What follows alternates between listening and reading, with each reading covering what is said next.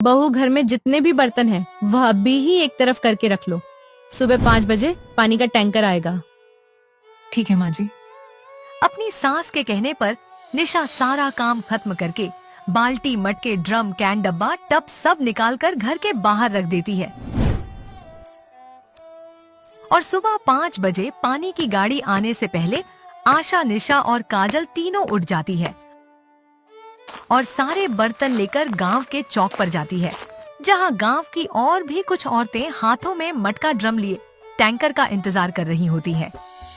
काजल, आज तो और दिन से भी ज्यादा भीड़ है। पिछले 1 हफ्ते से पानी का टैंकर जो नहीं आया। हाँ भाभी, अगले हफ्ते छोटे भैया की भी शादी है और अगर इसी तरह पानी का टैंकर लेट आता रहा तो हमारे लिए तो बड़ी मुसीबत हो जाएगी। नंद भाभी आपस में बात कर ही रही होती है कि तभी पानी का टैंकर आता है और सारी औरतें एक दूसरे से लड़ने लगती हैं। अरे अगले हफ्ते मेरे घर में शादी है, मुझे पानी भरने दो। मेरी बहू को बच्चा हुआ है। पिछले 2 हफ्तों से मैंने पानी नहीं भरा, कुआं से पानी लाकर पी रही हूँ। अरे बहन, तुमने तो 4 बाल्टी भर ली, अब एक ड्रम हमें भी भर लेने दो। इस तरह पानी के पीछे सब आपस में लड़ने लगती है, जिस वजह से किसी का सही से पानी नहीं भर पाता और पानी का टैंकर चला जाता है। सभी औरतें अपने अपने घर आती हैं, जहां आशा सिर्फ 3 भरा हुआ मटका देख परेशान हो जाती है। इस बार तो सिर्फ पानी का चीनी मटका भर पाया है और यह 3 मटके तो किचन में 3 घंटे नहीं चलेंगे। हमारे गांव में तो आसपास कोई नदी भी नहीं है, इतनी दूर कुएं से पानी भर के लाना पड़ेगा फिर से। बढ़ती गर्मी और बढ़ता सूखापन देख आशा और उसका परिवार काफी दुखी होता है। जैसे तैसे दिन गुजरते हैं और आशा की छोटी बहू रितिका आती है। माँ जी, अब घर में एक और बहू आ गई है। रितिका, तुम घर में ही रहना, हम तीनों पानी भरने जाएंगे। जैसे तुम्हें आवाज दे तुम बाहर आकर भरा हुआ बाल्टी घर लेकर आ जाना और किचन में रख देना। बाकी के काम के लिए तो हम इधर उधर से पानी भर लेते हैं, पर किचन के लिए तो साफ पानी की जरूरत पड़ती है। घर आई नई बहू को निशा सब सिखा देती है, पर इस बार पानी का टैंकर ही नहीं आता और अगली सुबह सारी औरतें आपस में बात करती हैं। अरे बहन, मुझे तो समझ नहीं आता, यह मुखिया लोग आखिर हमसे चाहते क्या है। इस मुखिया के बच्चे ने फिर से हमारे गांव का टैंकर कटवा दिया। अब जब तक दोबारा से गांव में पानी का टैंकर नहीं आ जाता, हम सबको कुएं से ही पानी भरना पड़ेगा। जेठानी जी, यह तो बड़ी मुसीबत हो गई, अब हम क्या करेंगे? करना क्या है रितिका, अब जाना पड़ेगा 2 किलोमीटर दूर कुएं से पानी भरने। भयंकर गर्मी की वजह से पानी की समस्या भी बढ़ रही थी। समय ऐसे ही गुजरता है और एक दिन दोनों देवरानी, जेठानी और नंद कुएं से पानी भरकर आ रही होती है। भाभी, किचन की सूखी लड़कियां भी खत्म हो गई है। मैं सोच रही थी कि हम इतनी दूर आए हैं तो जाते हुए कुछ जंगल से सूखी लकड़ियां भी ले ही लेते हैं। एक दिन माँ को भी थोड़ा आराम मिल जाएगा। सही कह रही है काजल, वैसे भी बार बार मेरा इस भयंकर गर्मी में घर से बाहर निकलने का दिल नहीं करता। अब जब बाहर आए हैं तो आज यहीं के जंगल से लड़कियां भी इकट्ठा कर लेते हैं। इतनी धूप लग रही है और इस धूप में हम लकड़ियां ढूंढ कर ले जाएं? अरे घर के पास ही तो लकड़ियां मिल जाती हैं। चलो, अब अगर तुम दोनों इतना जिद कर रही हो तो वैसे भी यहाँ से घर ज्यादा दूर नहीं। अब काजल और रितिका के कहने पर निशा मान जाती है और उन दोनों के साथ जंगल के काफी अंदर चली जाती है, जहाँ से उन्हें पानी की आवाज सुनाई देती है।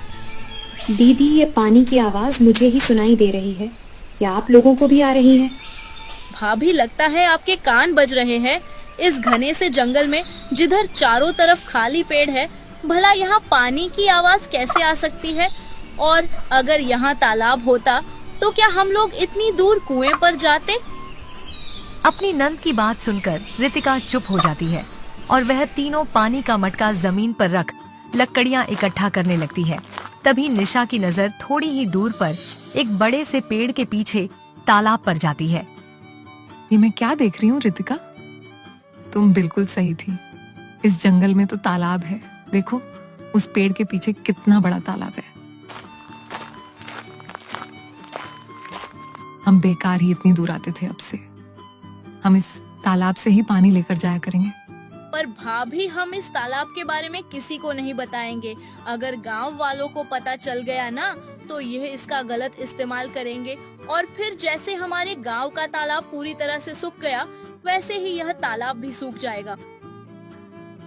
अब तो गांव में अगर दोबारा से पानी का टैंकर आ भी जाए तो मारामारी न करके हम इसी नदी से पानी भर लिया करेंगे। उस जंगल में तालाब देखकर तीनों नंद भाभी काफी खुश होती है और लकड़ी लेकर घर जाती है और अगली सुबह पानी लेने के लिए कुएं पर ना जाकर इस तालाब पर आती है। इस तालाब का पानी तो काफी अच्छा है। वैसे यहाँ के पेड़ कितने बड़े और मोटे हैं ना। इस पेड़ में तो इंसान अपना एक घर बन सकता है। वह तो है दीदी, पर हमें इस पेड़ से क्या मतलब। चलिए जल्दी से पानी लेकर घर चलते हैं, खाना बनाना है। तीनों नंद भाभी उस तालाब से पानी भरकर घर जाती है और घर जाकर खाना बनाती है। शाम को भी इसी तरह तालाब से वो पानी लेकर आई और घर आकर खाना बनाती, जिस वजह से वो तीनों काफी ज्यादा थक जाती है। तालाब से पानी लकड़ी लाना और फिर घर जाकर रसोई में मिट्टी के चूल्हे पर खाना बनाना कितना थका देने वाला काम है ना भाभी। अरे आज खाना मिलेगा भी या नहीं? रात के 8 बजते नहीं कि घर के मर्दों को इतनी तेज भूख लगती है कि इनसे 10 मिनट का भी सब्र नहीं होता। ये हमारी हालत थोड़ी ना समझेंगे, उनकी नजरों में तो हम काम ही नहीं करते। तीनों नंद भाभी जल्दी से रसोई का सारा काम खत्म करके घर वाले को खाना देती है।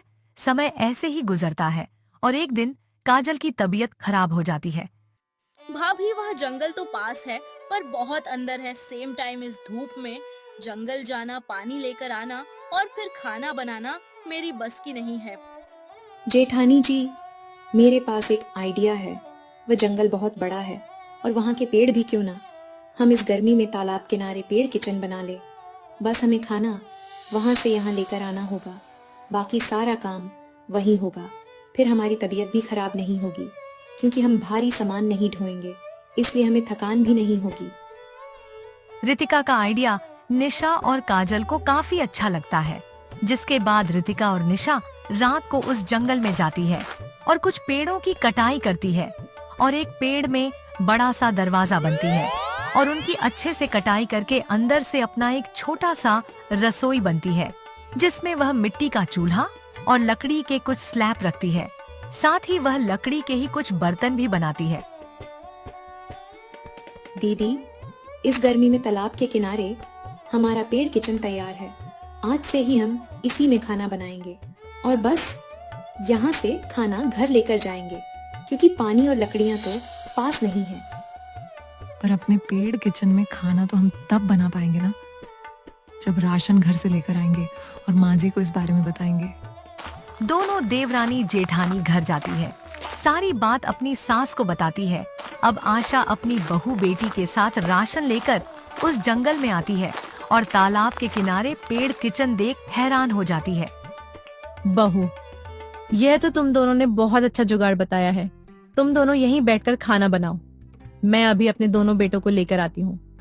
सास से परमिशन मिलने के बाद दोनों देवरानी जेठानी मिलकर अपने पेड़ किचन में खाना बनाते हैं। कुछ देर में आशा अपने दोनों बेटों के साथ आती है और वह देखते हैं कि खाना तैयार है। अरे वाह, तालाब के किनारे यह पेड़ किचन तो बड़ा ही शानदार है। आज तो खाने के साथ पानी भी है, बोलना भी नहीं पड़ा। चिंता मत करो, अब बोलने की जरूरत ही नहीं। हमारे पेड़ किचन के बाहर ही तालाब है। अब आपको ताजा पानी दिया भी जाएगा और हम हाथ के हाथ बर्तन भी धो लेंगे। अब हमें कोई परेशानी नहीं। इस तरह आशा अपने परिवार के साथ अपने पेड़ किचन में खाना बनाती खाती और अपने घर वापस आ जाती। अब उन्हें ना तो पानी की चिंता होती और ना ही गर्मी और किसी और बात की फिक्र होती।